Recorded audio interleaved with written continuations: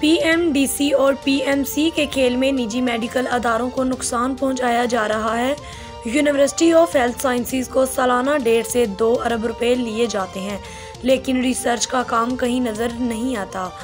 Pakistan association of private medical and dental institutions PAMI के सदर professor doctor Chaudhry Abdul Rahman का press conference से खिताब करते हुए कहना था कि निजी मेडिकल एंड डेंटल इंस्टीट्यूशंस को बहुत से मसाइल का सामना है।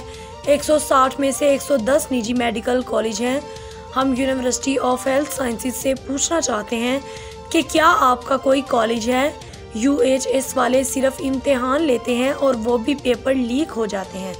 इन्होंने मजीद कहा कि आलमी मयार के मुताबिक 1000 शहरियों पर एक डॉक्टर होना चाहिए। हमारे यहाँ 2500 पर भी एक डॉक्टर नहीं।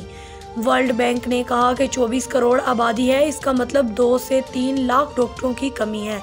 हमें अच्छे डॉक्टर बनाने और अपने इरादों को प्रमोट करने की ज़रूरत है।